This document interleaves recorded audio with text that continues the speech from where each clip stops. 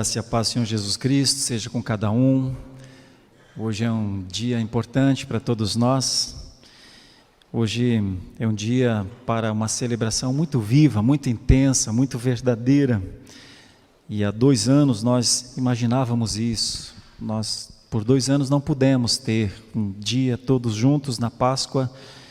E lá atrás a gente dizia, mas haverá um momento em que Deus permitirá. Deus permitiu e hoje nós podemos celebrar juntos com a igreja, com a Bíblia aberta, com um cântico nos nossos lábios, ao nome do nosso Deus. Que bom que você está aqui, vivendo este dia. Eu vejo irmãos, famílias voltadas para o Senhor. E logo após esse culto, mais cedo um pouco hoje, nós tomaremos um café junto, ceando com alegria em torno de uma mesa. E isso é graça de Deus na nossa vida. Nós vamos meditar brevemente na palavra de Deus, na primeira carta de Paulo aos Coríntios. Peço que os irmãos abram por gentileza. Primeira carta de Paulo aos Coríntios, capítulo 15, versículos de 1 a 8. 1 aos Coríntios 15, 1 a 8. Esse é um texto muito importante para a igreja de Corinto, um texto muito importante para o colegiado apostólico, um texto muito importante, o que mostra que a ressurreição de Jesus foi um fato na vida de muita gente, e por fim na vida de Paulo, e ainda para completar na nossa vida. Sempre nesse dia, na Páscoa, me é um dia muito significativo, porque eu conhecia Jesus como Senhor e Salvador, num retiro de Páscoa, em 1996. Então, a minha data de aniversário, nascido de minha mãe, é o dia 8 de novembro de 1970, nos longínquos 51 anos atrás. Mas eu tive o privilégio e a graça de, há 26 anos atrás, conhecer quem era, sempre foi o meu Salvador, mas eu não sabia, até o dia em que eu soube.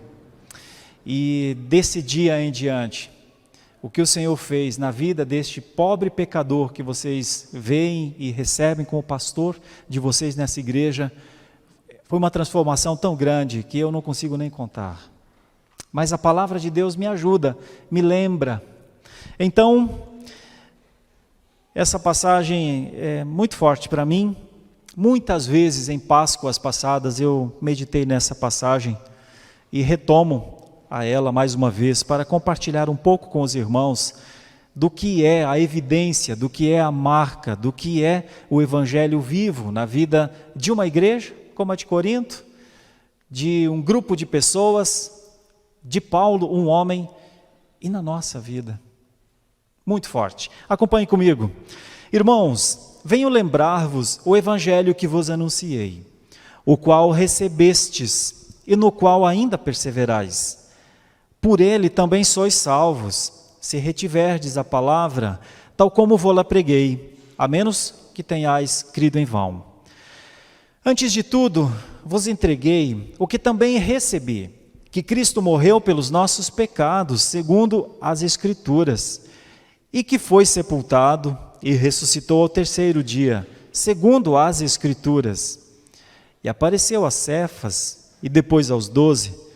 Depois foi visto por mais de 500 irmãos de uma só vez, dos quais a maioria sobrevive até agora, porém alguns já dormem. Depois foi visto por Tiago, mais tarde por todos os apóstolos. E afinal, depois de todos, foi visto também por mim, como por um nascido fora de tempo. Oremos ao Senhor mais uma vez. Senhor nosso Deus, esta é a palavra, este é o evangelho, esta é a vida. Está escrito, está aqui diante dos nossos olhos. Senhor, o que este evangelho tem providenciado a nós? A todos aqueles que creram na ressurreição, vida. Mas talvez haja quem ainda não tenha crido na ressurreição e ainda não tenha visto a vida. Permita nessa manhã gloriosa, Senhor, como foi a manhã gloriosa depois do 3º dia, que a glória do Senhor invada a vida deste coração. É a nossa oração. tem sido feita ao longo de 2000 e poucos anos, mas continua sendo feita até o dia em que, em um dia lindo, o encontraremos definitivamente na glória dos céus. É a nossa oração em nome de Jesus. Amém. Começando sempre com as crianças, queridas crianças que acompanham a pregação e que ilustram numa folha com o seu desenho, tanto aqui conosco no templo quanto em casa. O que o pastor pede nessa manhã é que você desenhe uma cruz bem grande e muita gente em torno da cruz. O que o pastor gostaria que você soubesse é que há reações diferentes à cruz de Cristo. E a expectativa deste pastor é que a sua reação à cruz de Cristo seja de alegria, de contentamento. Então, desenhe uma cruz, desenhe muita gente em torno da cruz, e desenhe você mesmo, com a expressão mais alegre possível, porque você está diante da ressurreição, diante daquele que ressurgiu, tá bom?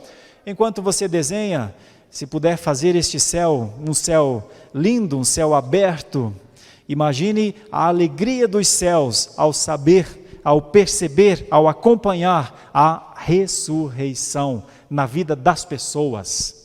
E você é uma dessas pessoas, querida criança.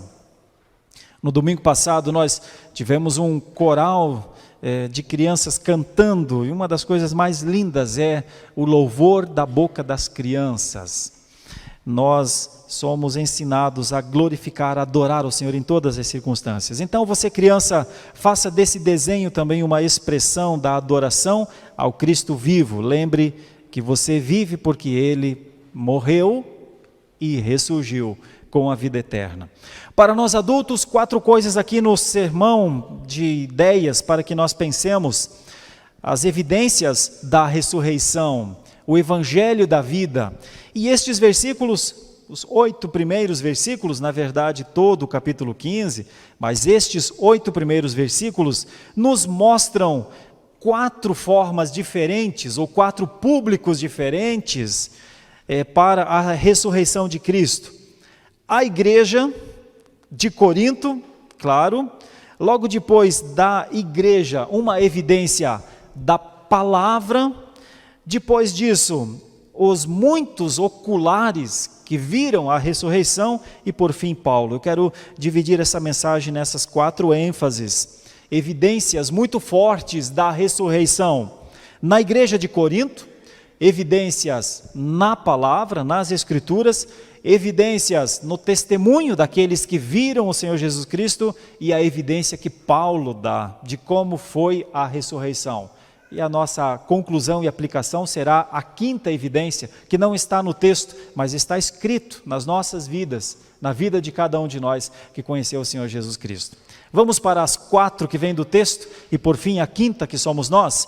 Diz nos primeiros 2 versículos então a palavra de Deus, e nós vamos ver como foi isso em Corinto.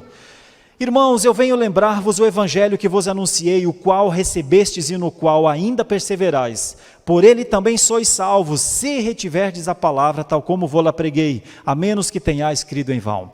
Paulo está recordando aqui de Atos 18. Paulo chegou a Corinto e começou a pregar o evangelho em Corinto, em uma sinagoga. E então aquela região foi tomada de uma mensagem muito diferente, porque é um contexto de alta idolatria grega. Mas o evangelho que chegou à igreja de Corinto, primeiro foi recebido por Paulo. É importante a gente lembrar, você não precisa abrir lá no texto de Atos 8, mas Deus falou com Paulo uma das coisas mais magníficas que alguém pode ouvir. Deus disse: entra nessa cidade, prega o evangelho, vai ser difícil, no entanto, eu tenho muita gente nesta cidade. Foi isso que Paulo ouviu, foi isso que motivou Paulo. Então todas as dificuldades que aconteceram na igreja de Corinto, nenhuma delas foi suficiente para desanimar este pregador. Eu tenho muita gente neste local. É um contrassenso, humanamente falando, uma coisa muito estranha. Teria Deus eleitos, salvos, filhos, que até então, até aquele momento, estavam prostrados diante dos ídolos? Pois isso é a fé. Os ídolos morrem literalmente na vida de alguém quando alguém conhece a vida de Jesus. Essa era a missão de Paulo. Então a igreja de Corinto, ela recebe este pregador e este evangelho. E quando Paulo fala da igreja de Corinto, aqui ainda na carta, ele agradece demais, porque ele sabe que o evangelho vai causar divisão. Quem crê em Corinto, crê para valer. Quem crê mais ou menos em Corinto, é cheio de dúvida, discute, inclusive menospreza o próprio Paulo. Quem não crê em Corinto, considera tudo isso uma loucura. Paulo está se dirigindo àqueles que creram, e é por isso que aqui no texto ele diz assim: aqueles que receberam, perseveram. Então essa é a reação primeira à cruz de Cristo em Corinto, e isso tem alguma aplicação aos nossos dias também. Quem crê, meus irmãos, persevera. Isso é algo para a gente refletir. Se ao longo de 10, 15, 20 anos, você se levanta num domingo pela manhã, coloca sua roupa, chama seus filhos, seu cônjuge e diz: bora que nós temos um lugar para ir, acredite, é uma evidência de fé. Porque quantos ao longo de 20, 30, 40 ou 50 anos se levantaram uma vez, se levantaram 2, 3, 4, ficaram 1 ano, ficaram 2, mas talvez hoje, nesse momento, o evangelho da vida, a ressurreição da vida, não lhes faz nenhum sentido mais? Provavelmente nós conhecemos pessoas que deram passos, que caminharam e que nós olhávamos para ele ou para ela e parecia haver fé. Mas esta mesma pessoa, este mesmo amigo, este mesmo parente, às vezes até cônjuge, se eu te perguntar onde ele está agora, ele não demonstra mais a perseverança. Irmãos, venho lembrar-vos o evangelho que vos anunciei, o qual recebestes e no qual ainda perseverais. Então a pregação num dia de Páscoa, numa manhã como essa, também nos remete à história da nossa vida. Lembre-se de todos os dias que você caminhou no evangelho que lhe foi anunciado. Você o recebeu, tornou-se um patrimônio seu, e você continua perseverando nele. Era para estes que Paulo estava escrevendo, mais ou menos uns 20 anos depois da ressurreição. 20 anos é o tempo que separa o escrito de Paulo da ressurreição, provavelmente, em torno disso. Por isso, meus irmãos, a primeira reação à ressurreição de Cristo para a igreja de Corinto foi essa. Estava lá, perseverando. Você e eu devemos glorificar ao Senhor por estarmos perseverando em alguma coisa que se tornou parte de nós há alguns anos. A mim, há 25. A você há quanto? Celebre isso, lembre disso, glorifique o Senhor por isso. Alguns talvez entre nós há 5 anos, outros há 7, 10, 15, 20. Muitos dentre nós há muito mais do que 50 anos, mais tempo do que o tempo que Paulo tinha da ressurreição do Senhor Jesus Cristo. Alguns há 70, a 80 anos. Eu de vez em quando lembro que alguns irmãos nossos estão há mais de 80 anos entre nós, aqui na Igreja Presbiteriana da Lapa.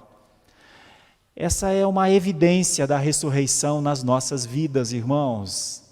Quando nós olhamos para trás, não importa se foi uma semana, ou se faz 10 anos, ou se fazem 80 anos. O que importa é uma palavrinha nesse texto, chamada de perseverança. Glorificar a Deus pela perseverança que Deus nos deu. A outra ideia que o texto parece mostrar é que a Escritura falava da ressurreição. Então existe uma evidência na Escritura, e eu vou citar 2 textos só, mas você vai perceber. Antes de tudo, vos entreguei o que também recebi, que Cristo morreu pelos nossos pecados, segundo as Escrituras, e que foi sepultado e ressuscitou ao 3º dia, segundo as Escrituras.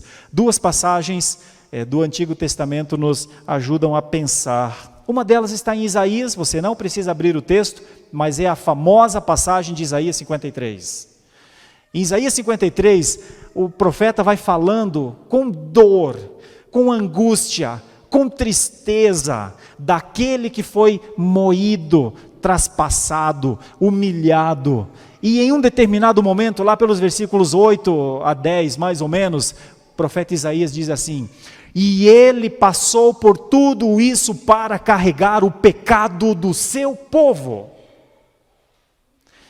São 700 anos antes de Jesus morrer na cruz. Há 700 anos atrás da morte e ressurreição de Jesus, um profeta disse: ele será renegado pelo seu povo, ele será desprezado pelos seus amigos, fugirão dele, ele ficará sozinho, rirão dele, zombarão dele. E ele, como um cordeiro quieto, como um cordeiro mudo que vai para a morte, ele carregará por conta do pecado do seu povo toda essa ignomínia. 700 anos antes de Jesus. Isso é a Escritura falando da ressurreição. Mas ainda mais intenso do que isso é a fala de um outro profeta, do profeta Oséias. No capítulo 6, versículo 2, ele diz assim: morto, mas depois de 2 dias, uma espécie de luz, será uma explosão. Depois de 3 dias, ao 3º dia, ressurgirá, ressuscitará. Profetas tão distantes do tempo cronológico da ressurreição, mas o Senhor Deus fazendo com que esses profetas fossem elementos na história. Quando o Senhor Jesus ressurgiu, eles se lembraram. Em uma outra passagem, falando com os discípulos no caminho de Emaús, quando o Senhor Jesus Cristo, ressurreto, conversava com eles, a Bíblia diz que eles estavam perdidos, que eles estavam preocupados e que eles não entendiam o que estava acontecendo, que na verdade eles achavam que inclusive era uma derrota muito grande o que havia acontecido. E o texto nos mostra lá em Lucas 24 que Jesus olhava para eles e abrindo as Escrituras, ou abrindo-lhes o entendimento das Escrituras, lhes ensinava que acerca dele as Escrituras falavam. Então, irmãos, a ressurreição ela não é uma coisa nova, ela não é uma coisa impossível, ela não é uma coisa que ninguém nunca falou. Os profetas vieram dizendo há 700, 600, 550 anos atrás, que é o período desses 2 profetas, que ele morreria pelo pecado do seu povo e que depois de 3 dias ele ressurgiria. Então nós temos evidências fortes da ressurreição. Paulo está lembrando aos coríntios que eles não estão sozinhos. Está lembrando que a fé que eles receberam, que a perseverança que eles receberam, eles têm uma perseverança de 20 anos. Mas a história da redenção tem uma perseverança de 700, de 800, de 1000 anos. A terceira evidência da ressurreição se dá nos versículos 5 e 6, quando muitas pessoas viram, e aqui tem um aspecto bem importante, você vai entender. E apareceu a Cefas, que é Pedro, e depois aos 12. Você conhece as passagens, nós não sabemos exatamente quando é que o Senhor Jesus apareceu diretamente ou sozinho a Pedro, mas o texto mostra que em um momento não registrado, Jesus aproximou-se e falou com Pedro, depois da ressurreição. E depois foi visto por mais de 500 pessoas, de uma só vez. E é importante pensar que 500 pessoas de uma só vez, dos quais, Paulo diz, a maioria sobrevive até agora. Porém, alguns já dormem, ou seja, essas pessoas ficaram conhecidas. As pessoas sabiam onde elas moravam. Tanto é que Paulo sabe quem são as pessoas e diz, se vocês quiserem saber também, elas moram em tal lugar, em determinada cidade. Ele apareceu a mais de 500 pessoas, e o termo aqui é bem importante, porque é mais de 500 pessoas. Quando nós falamos 500 pessoas, já é bastante. É umas 3 ou 4 vezes o número de pessoas que está conosco nessa manhã. De uma só vez, ou seja, elas estavam em algum determinado lugar. Mas o texto não diz que eram 500 pessoas. O texto diz mais, visto por mais de 500 irmãos de uma só vez. Ou seja, nós nem temos um número exato para delimitar a quantas pessoas Jesus apareceu, que as pessoas o reconheceram. Então, nós vemos força ocular aqui, testemunha ocular. Se você tiver alguma dúvida sobre a ressurreição de Jesus Cristo, você não pode voltar 2000 anos atrás para saber quem são essas pessoas. Mas veja a autoridade de Paulo quando diz: se vocês tiverem dúvidas, elas estão vivas ainda. Vai, pergunte, porque elas viram. Mas veja mais, não viram como talvez a própria Maria Madalena, que em determinado momento não identificou o Senhor Jesus Cristo depois da ressurreição. Não viram como os 2 discípulos de Emaús, que no primeiro momento também não reconheceram, só foram reconhecer quando ele ministrou a ceia ou partiu o pão. Estas pessoas viram o Senhor Jesus Cristo. Tem algum ensino aqui? Talvez. Vamos pensar. E tem mais uma pessoa, que foi Tiago, provavelmente Tiago, o meio-irmão de Jesus, que presidiu a Assembleia, o primeiro grande concílio da igreja em Atos 15. Irmãos, o Senhor Jesus apareceu de forma ressurreta, inequívoca a estas pessoas. Provavelmente, por quê? Deixa eu apontar uma hipótese aqui e pense se não pode ser possível, e talvez até não possa ser uma possibilidade para nós. Aparecer para Pedro era muito importante. Imagine a tristeza de Pedro, o que havia negado ao Senhor Jesus Cristo. Então, aparecer para Pedro é aparecer para alguém que havia abandonado ao Senhor Jesus Cristo. O Senhor Jesus Cristo não abandona Pedro, essa é uma reação muito importante do Salvador, daquele que vive. Pedro o havia abandonado, mas ele pede para conversar com Pedro logo depois da ressurreição. Aparecer a Pedro é conversar sobre vida. Aparecer a Tiago, ao meio-irmão, aquele que a Bíblia mostra que toda a família de Jesus achava que Jesus era louco. Ele aparece vivo, ressurreto, àquele que será seguramente um dos maiores líderes do Novo Testamento, Tiago, e depois escreve uma carta, inclusive a carta de Tiago. E a estas mais de 500 pessoas, meus irmãos, a vida de Jesus sempre foi uma oferta para pessoas que aceitaram e outras pessoas que não aceitaram. Você imagina 500 pessoas que não acreditariam, que não pensariam, que não imaginariam aquele homem da cruz estar vivo, pois o Senhor Jesus aparece a todos de uma só vez, para que ninguém possa dizer: será que não foi uma visão? Será que não é uma ideia minha? Será que eu não posso estar vendo coisas? Não, são mais de 500 pessoas a quem ele aparece vivo. O testemunho ocular, até hoje, no direito, é uma peça ou é parte muito importante para que a verdade venha à tona. 500 pessoas, mais de 500 pessoas, homologaram, testemunharam e disseram: vive sim. Talvez muitos de nós, ou alguns de nós, tenham dúvidas sobre a ressurreição hoje, mas essas pessoas não poderiam ter dúvida. Paulo provou, entende isso? Bom, então nós temos aqui evidências muito fortes da ressurreição. Nós temos a evidência da ressurreição na perseverança da igreja de Corinto.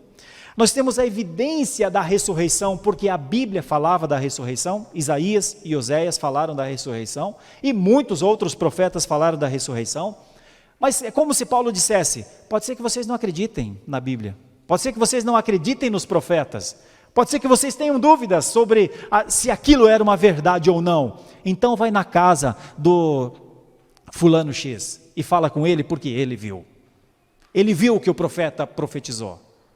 Se você tem dúvidas das Escrituras, se você tem dúvida até mesmo acerca da sua perseverança até aqui, 20 anos se passava do período em que Paulo escreveu a ressurreição, então vão e falam com aquela pessoa que mora ali na segunda casa, porque ele estava entre os 500. Percebe que precisa ter mais, é mais difícil contra-argumentar a verdade do que acreditar na verdade? Mas tem ainda uma última coisa que essa passagem nos mostra, e ela é de um significado muito grande. É o versículo 8. E afinal, depois de todos, foi visto também por mim, como por um nascido fora de tempo. E essa passagem está relatada, você conhece também. Atos 9, 3 a 6. Vale a pena a gente ler essa passagem. Eu quero que você, se puder, abra a palavra de Deus em Atos capítulo 9, dos versículos 3 em diante. Atos 9, 3 em diante. Seguindo ele estrada afora, ao aproximar-se de Damasco, subitamente uma luz do céu brilhou ao seu redor. E caindo por terra, ouviu uma voz que lhe dizia: Saulo, Saulo, por que me persegues? Ele perguntou: quem és tu, Senhor? E a resposta foi: eu sou Jesus, a quem tu persegues. Mas levanta-te e entra na cidade, onde te dirão o que te convém fazer. Os seus companheiros de viagem pararam emudecidos, ouvindo a voz, não vendo, contudo, ninguém. E contudo se levantou Saulo da terra, e abrindo os olhos nada podia ver, e guiando-o pela mão levaram-no para Damasco. Esteve 3 dias sem ver, durante os quais nada comeu e nem bebeu. Aqui é o testemunho de um homem que diz assim: vocês podem não acreditar na perseverança de vocês mesmos. Coríntios, vocês podem não acreditar no que Isaías falou, no que Oséias falou. Vocês podem não acreditar que ele apareceu a Pedro, que ele apareceu a Tiago, que ele apareceu a mais de 500, porque vocês não estavam vendo nenhuma dessas coisas. Mas eu vou dizer para vocês o que aconteceu comigo. Irmãos, o que Paulo estava fazendo na região de Corinto era alguma coisa totalmente inimaginável. Pensem vocês, um descendente da tribo de Benjamim, que carregava o nome de um dos grandes reis da tribo de Benjamim, Saul. Imaginem vocês um estudioso aos pés de Gamaliel. Estudioso naquela época era assim que se estudava, era próximo, junto dos grandes mestres.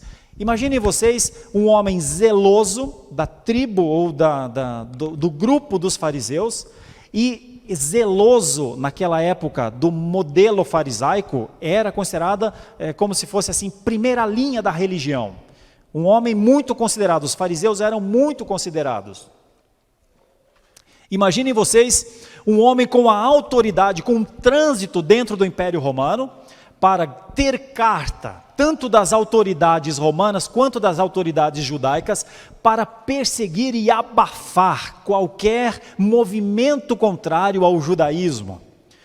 Pensem esse homem ter uma escolta ainda, para que, indo para Damasco, cumprir aquilo que a sua consciência dizia, que deveria ser feito, com todas as pessoas com ele, para arrastar aqueles, entre aspas, povo do caminho, para as masmorras, para as sentenças. Imaginem esse homem, famoso por sua austeridade, legalidade, imaginem esse homem falar: eu mudei, eu fui transformado. Chegar em Corinto e dizer: eu era o perseguidor, mas ele falou comigo, ele mudou a minha vida. Aí é como se Paulo não precisasse de mais nada. É como se ele dissesse: olhem para mim, vocês sabem quem eu era, vocês sabem quem eu fui. A fama de Paulo o precedia, e a fama ruim de Paulo, aquilo que Paulo era, tornou-se a maior autoridade da sua pregação. Eu fui transformado. Se vocês não puderem crer na história, se vocês não puderem crer nas Escrituras, se vocês não quiserem, não tiverem ânimo para ir encontrar as pessoas que foram transformadas, olhem para mim, eu sou um deles. Isso é Paulo, essa é a autoridade, evidência da ressurreição. Um homem que antes era legalista, zeloso das leis, agora é um homem que vive pela graça. Antes era um homem iracundo, insuportável, temido, agora é um homem que estende a mão. Um homem que antes era um juiz, julgava na sua consciência, condenava e usava todas as forças legais para prender os homens do caminho, as mulheres do caminho. Agora ele diz: eu sou um deles agora. Meus irmãos, eu quero aplicar brevemente isso à nossa vida. Eu não sei o quanto cada um de nós crê na perseverança dos coríntios, o quanto cada um de nós crê na autoridade, suficiência das Escrituras. Eu não sei quantos de nós creem no testemunho ocular, mas você crê na sua transformação? Você acredita que você foi transformado, que você foi transformado? Porque é onde essa palavra precisa chegar. Tudo isso aqui poderia ser só parte da história, uma história linda, uma história que a gente poderia falar, eu não estava lá, mas tudo isso é muito bonito. Mas você consegue se lembrar do que foi a sua passagem da idolatria para a fé verdadeira? Você consegue perceber o que Deus fez na sua vida, lhe protegendo, você que talvez nunca tenha sido um idólatra, tenha sido criado em um lar cristão, você consegue perceber o quanto Deus lhe guiou, lhe protegeu, lhe deu visão para contemplar as coisas do alto? Você que nasceu em um lar cristão, você consegue perceber o esforço dos seus pais para pregarem o evangelho a você, para amarem a você, de maneira a te protegerem na sua caminhada? Você consegue perceber que o fato de você estar numa manhã de domingo adorando a Deus, é porque o Senhor o fez essa nova criatura? Você consegue perceber o que o Senhor agiu com o seu poder, com os seus anjos acampados ao redor daqueles que o temem? O que o Senhor já fez na sua condução profissional? Você consegue perceber? Você consegue perceber que você é uma verdade e não uma mentira? É sobre isso que a palavra fala. Ou nós estamos aqui dentro de um fato de Deus, que o Senhor Deus fez, e é um fato verdadeiro, porque é uma verdade de Deus, ou nós vamos ter que admitir que nós inventamos um fato, chamado de ressurreição. Os primeiros cristãos foram acusados disso. Os romanos disseram: guardas, fiquem aqui em frente, porque é capaz de esses judeus ou essas outras pessoas, ou os discípulos dele, sumirem com esse corpo e depois colocarem a culpa em nós. Guardas, fiquem aí. E então, com medo de que os cristãos inventassem um fato, guardas foram colocados para que esse fato não acontecesse. A palavra de Deus diz que os guardas dormem, não podem ver, que alguém remove a pedra que estava selada, e que então ressurge daquele lugar, a pedra tinha sido removida. Notem uma coisa importante: a ressurreição corpórea do Senhor Jesus Cristo é um fato que Deus criou. Por que é que a pedra teve de ser removida? Muitos creem em Jesus, mas não conseguem crer na sua ressurreição corporal. A pedra foi removida para ele passar, meus irmãos. Precisava ser removida? Bom, você sabe que o Senhor Jesus também entrou num cenáculo em outro momento, com as portas fechadas. Precisava ser removida a pedra?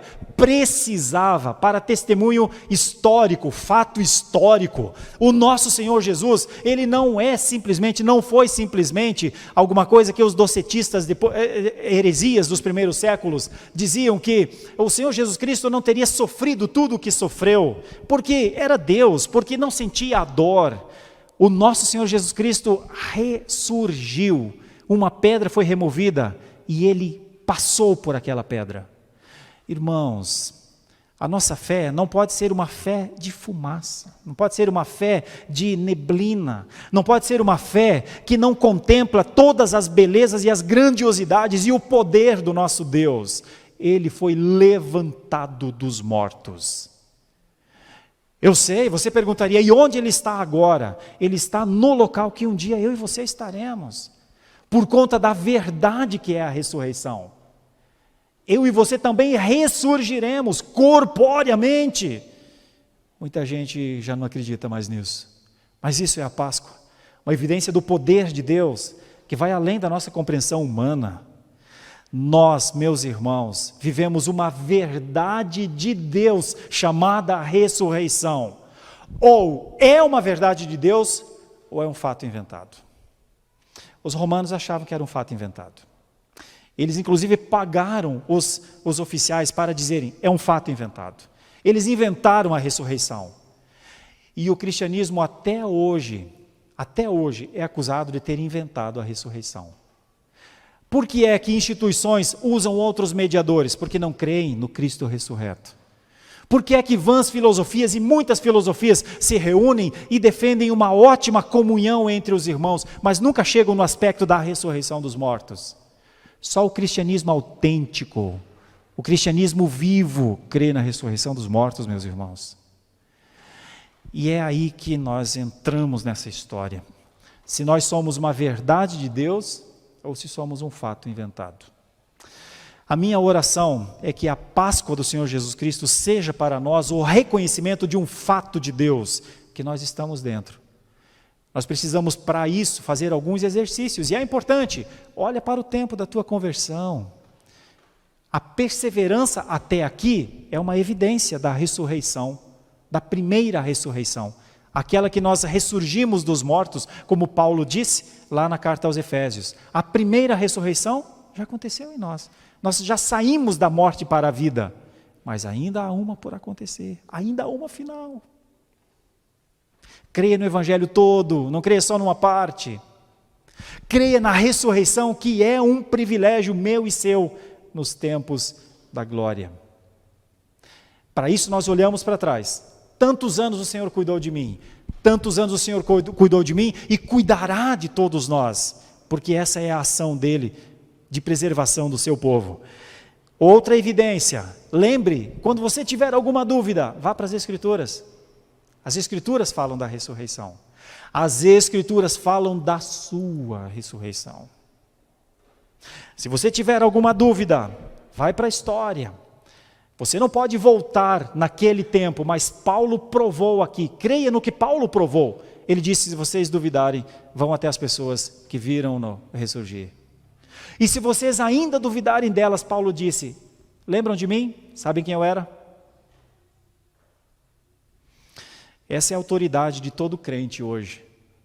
Ele fala, vocês me conheceram, vocês sabem quem eu era. Quem eu era. Que Deus, com a sua graça, com a sua misericórdia, continue a lhe dar autoridade para pregar o Evangelho. Não existe Evangelho sem ressurreição. A ressurreição é a base do Evangelho. A ressurreição é a base da vida. Não tem como pregar um Jesus bom, não tem como pregar uma igreja boa, não tem como pregar uma comunhão agradável, se não pregarmos verdadeiramente o Cristo ressurreto. Você vai ter boas respostas para isso? Provavelmente não. Eu tenho uma tese comigo, quem prega o Evangelho não pode esperar muitos likes. Quem prega o Evangelho não pode esperar muitos abraços. Quem prega o Evangelho não pode esperar muita concordância, porque o Evangelho não é um produto que se vende para pessoas que aceitam ou não aceitam. O Evangelho é a pregação da vida para o mundo morto. O mundo morto jamais vai dar joinha para você. O mundo morto precisa de uma vida para primeiro conhecer o Cristo ressurreto. Por isso nós não somos os mais simpáticos do mundo. Por isso a nossa pregação é uma pregação dura muitas vezes, porque é uma pregação que olha para o mundo e diz, só pode viver pela ressurreição. Mas eu e você somos aqueles que já passaram por esse processo. Por isso a autoridade da igreja cristã. Por isso a Páscoa é tão importante para nós, porque ela nos lembra, um dia alguém foi o primogênito dos mortos. É sobre ele, é sobre isso a nossa história. A nossa história é sobre o primeiro que ressurgiu. O único de Deus vindo de lá para cá, o primeiro de nós indo daqui para lá, para que você pudesse viver. Então, meu querido irmão, celebre a vida. Para a igreja de Corinto era 20 anos, celebração de 20 anos de vida. Talvez para você seja muito mais, ou menos. No meu caso, 25. Muito agradecido a Deus por isso. Se você tiver dúvidas, vai para a história. Se você tiver dúvidas ainda, acima de tudo, lembre que Paulo disse: vocês sabem quem eu era. Essa é a maior autoridade de alguém, a transformação pessoal.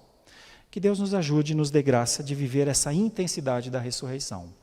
Feche os seus olhos, vamos orar e falar com Deus. Ó Deus de graça, de vida, ou a ressurreição é um fato que o Senhor criou, ou é alguma coisa que nós teremos de inventar, adornar, para convencer ao mundo de que o cristianismo é uma coisa boa. Senhor, ou esse é um fato produzido pelo Senhor, ou sempre será uma grande mentira.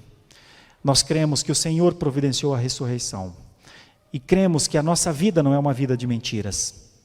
Cremos que o que o Senhor fez ao longo desse tempo que nos deu a conhecer-te, na verdade é o evangelho da vida que nos fez viver.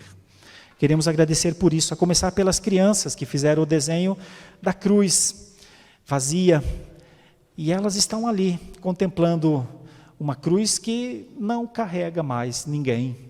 É só uma lembrança de um fato triste, mas ao mesmo tempo uma passagem para a vida. Ajude as nossas crianças, Senhor, a te conhecerem desde cedo, como eu ouvi de muitas delas no domingo passado, lá no momento que estávamos conversando, e muitas delas disseram que creem em Jesus Cristo vivo porque seus pais lhes ensinaram. Senhor, ajuda-nos a olhar para as Escrituras e percebermos a vida que a Escritura propõe, para que possamos viver nessa vida, para que não sejamos simpatizantes da vida eterna, mas para que sejamos aqueles que vivem a vida eterna. É a nossa oração, em nome de Jesus. Amém. Muito obrigado por nos acompanhar até o final deste vídeo. Para receber mais reflexões e ficar por dentro dos próximos conteúdos, te convidamos a seguir as nossas redes sociais que estão na descrição. Alguns vídeos aparecerão na tela caso queira continuar nos assistindo. Abraço e até a próxima.